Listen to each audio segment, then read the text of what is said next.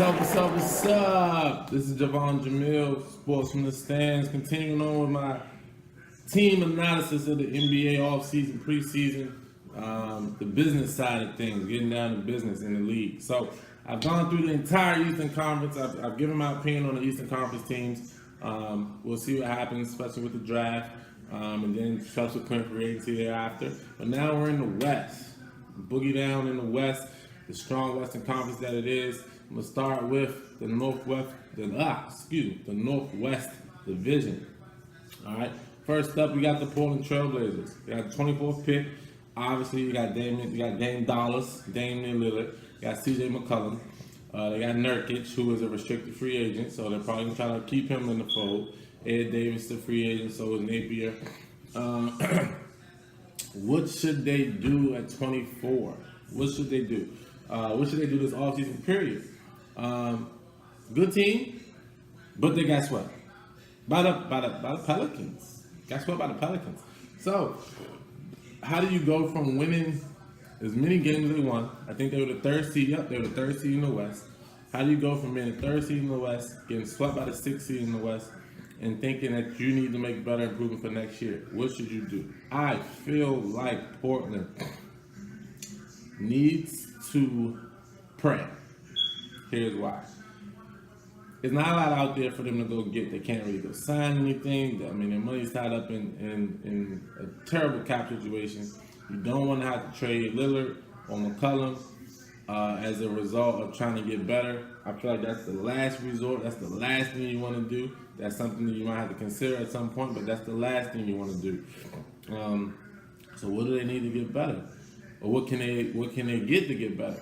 I feel like, and this is just me, I feel like Carmelo made a mistake last year when Portland wanted him, and he didn't want to go. He didn't see the greener patches in Portland.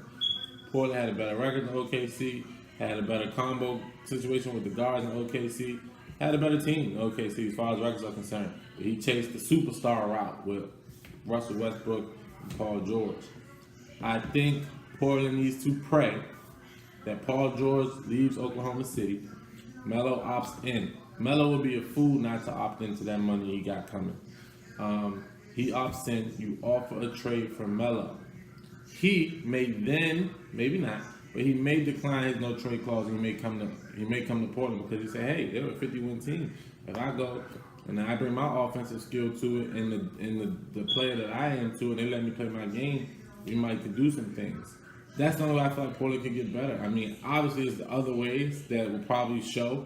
And then I can say, hey, well, that was pretty smart too, or hey, you should listen to me, we'll see. But that's what I feel like they should do, man, because they don't really have any flexibility. Like the 24th pick, historically, does not make a huge difference.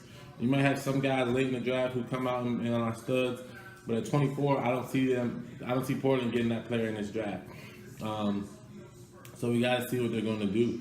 But they need some cap relief. I mean, they got some bad contracts. They got to try to get off of those. They did get off the Crab contract last year. Maybe they need to consider moving Evan Turner. I mean, I feel like that's another bad contract that it just didn't pan out to be what they needed to pan out to be. And I don't know when he becomes a free agent. Maybe it's next year. But maybe that's somebody that OKC will take from Melo, or part of a trade package from Melo, or whatever other trade package they can kind of form. We have to see.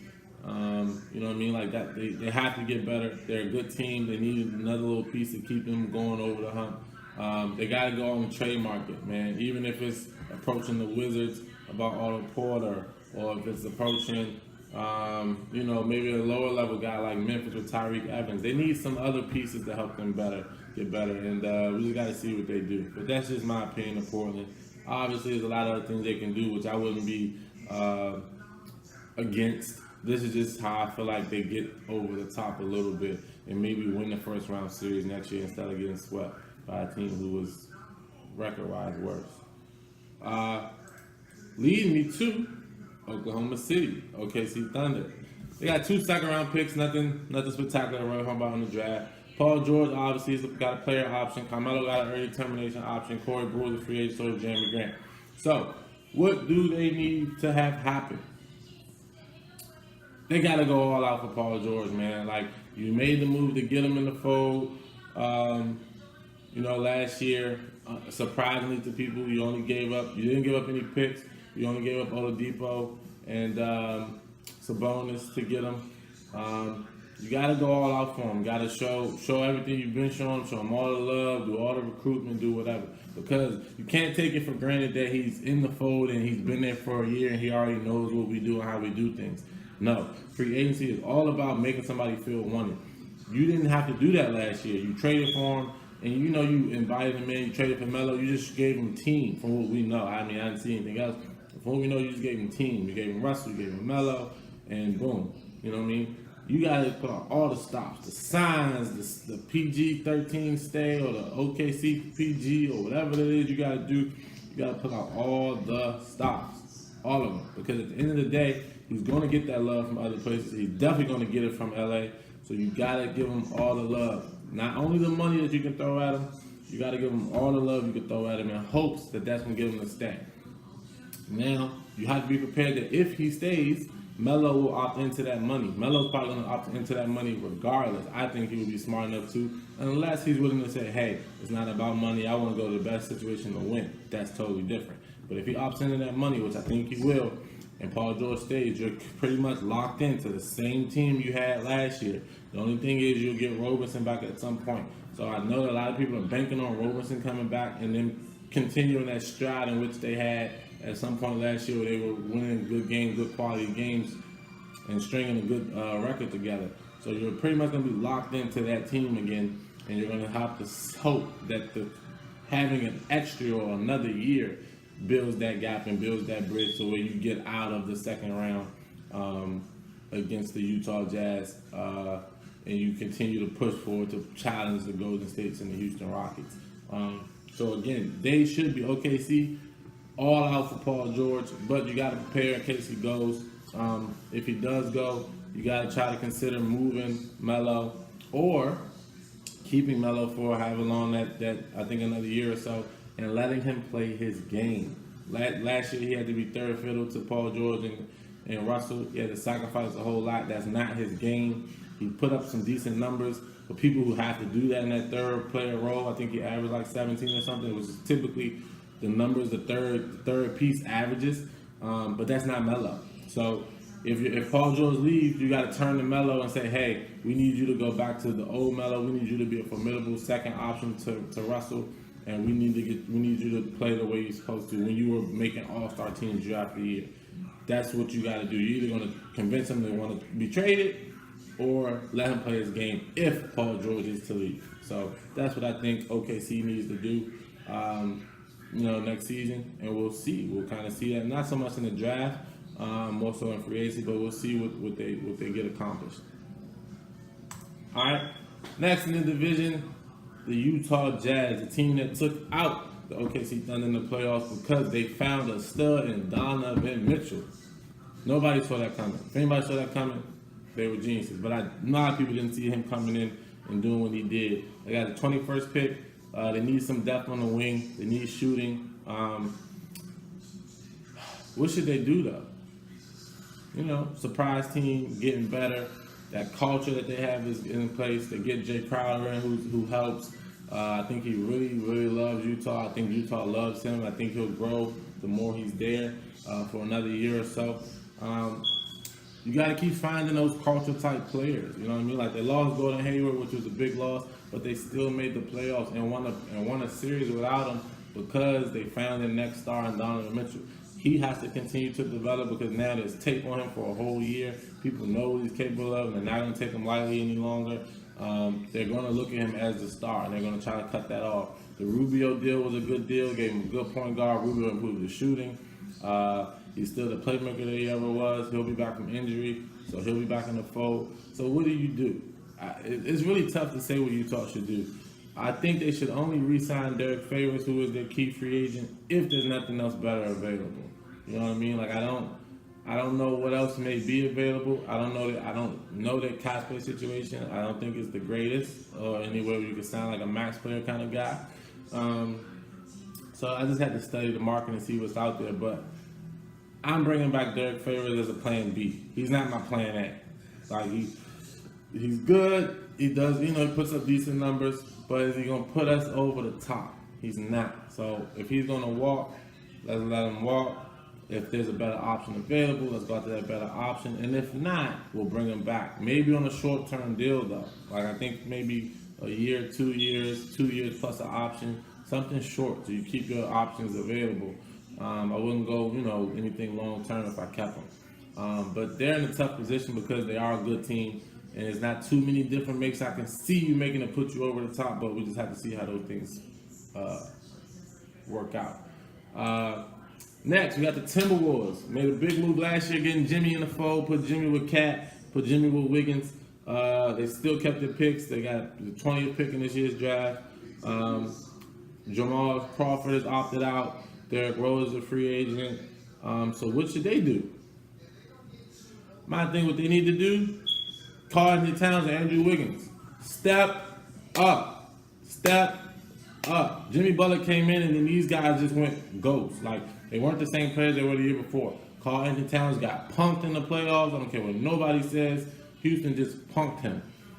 He got to step up. He got to get stronger. He got to get better. He got to get more physical. Andrew Wiggins, same thing. He went from averaging 24 before Butler came to averaging 17. Like, you got to be the same player you was before he came. And now they're saying that there's issues or Jimmy Butler doesn't really care for Wiggins and how his work ethic. And that becomes a problem because now you're in limbo again as Minnesota. Because if Jimmy's saying that you need to move Wiggins, well, it's like, Jimmy, you about to be a free agent, my guy. So do I move him, to appease you and then you bolt? Or do y'all fix it? So I think they need to fix that. I think that's a good little three they got with Jimmy, Cat, Andrew Wiggins, Jeff Teague, who I don't think they need, but it's going to be hard to trade them in. They just signed them. Todd Gibson, they got a pretty good team. They can improve the bench a little bit.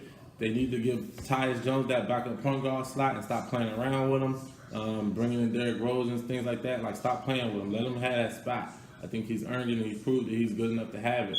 Crawford won't be back. I'm pretty sure he opted out to find a better fit because he didn't like the fit that he had in Minnesota. So they can improve the bench. I think if they improve the bench, it'll make them a better team. If Wiggins and Cat step up to where they're both all-star considered players, along with Jimmy, they'll be a better team. They fix the defensive issues that they have when Jimmy's not playing, they'll be a better team. But I don't think the answers are in the draft. The only answers in the draft are going to be from depth and getting younger pieces in who can probably fit what they need them to fit coming off the bench. So ultimately, though, to make a bigger push to perform better in the playoffs, Cat and Wiggins got to step up. They got to become those young stars that they're supposed to be and that they were before Jimmy got there. If they do that with another year under their belt, being on the same team, I think we'll see a better showing in Minnesota in the playoffs. So that's just going to have to wait and see as everything else that we got to wait and see on. And then lastly, you got the Nuggets. Good team. Barely missed the playoffs. Got a lottery pick at 14. They need a small forward. They need some cap relief because they're about to sign Jokic to a big deal. There's no way they're going to let that not happen. Wilson Chandler has a player option. It would be best for them if he opted out because he's not giving too much.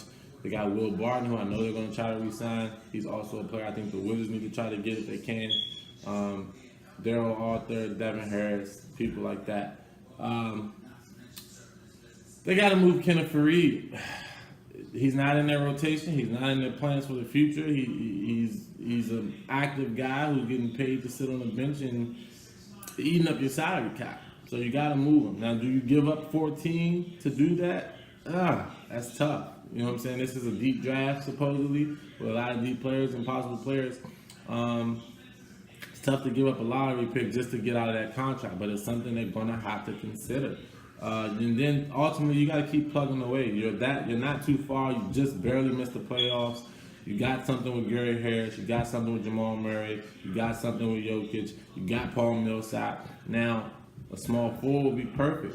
Depends on who falls in the draft. Depends on what's out there in the trade market. We just got to see what options come available to them. But I think they don't need to mess with too much. The bench is pretty good, pretty developed, especially if you can keep Will Barton. You know what I mean? They traded Moutier. Devin Harris might be a veteran that you want to keep to play that backup point guard because he can play it if he's willing to stay. So we got to see. They make the uniform change. They bring some excitement back to the city. They gotten back in the relevant conversation since the Melo trade. Denver's coming. Denver's on the way. So I think, if they can move for Reed, get out of that cap situation, add some little minor pieces here and there. I don't think they're going to find an all-star caliber type small forward. But it's going to be somebody who's good enough to start a decent player, maybe an up-and-coming player on a restricted market. You know what I mean? That can help them out. So we'll see with that as the time goes on.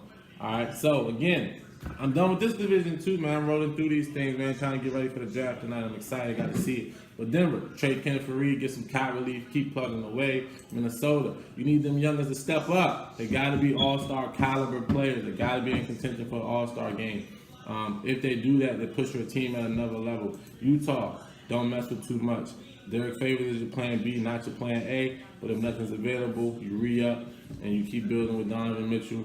And you keep building on the success you had last year. OKC, show Paul George all the love. Even though personally I want him to go somewhere else because, it's a little different because being a fan. But as your team, you got to go all in. Stop at nothing to get him happy. Stop at nothing to sign a contract because you want him in the fold with Russell for years to come. In Portland, I think you got to try to trade for a superstar. Nobody's going to sign him. You don't got the money to sign him. You got some cap pieces you can move. You got a first round pick you might can move. Like I would mortgage that 24th pick to get out of a contract in Portland. I would.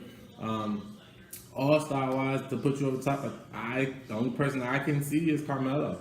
You wanted him before, you recruited him before, at least the players did, and it didn't work out. But maybe this year, depending on having Paul George, is a more possible thing. I just don't think Melo want to live in Portland though, but you gotta try. And I don't know whatever else they could really do. Like I said, I gotta continue to study the free agent market and the trade market, and after the draft, we'll hear more of those conversations come up. So we'll see what's going on. But that is the wrap on the Western Conference Northwest Division. So again, I will continue. I got a couple more divisions to go. But ultimately, this is also prepared for the draft and free agency. And again, I love the business side of basketball. Whether I'm right or wrong, I just love to predict and study where I could have gotten better at or what I did that didn't make sense. Or if a team did something that I don't think makes sense. So it's all healthy conversation, man. We all get to live it, see it, love it, talk about it. And that's what it is. So again, I'm Devon Jamil. This is Sports from the Stands. If you got a comment you want to post, follow up with me. I'll try to get back to you or whatever it may be, and we can have a healthy conversation. People get paid to do it on TV all the time, so why we can't do it from the stands? I'll holler. Yeah. Whoa. What you call an icon living? Start a record label, Misfits just did it. Nylon, couple 5 minutes. Whoa.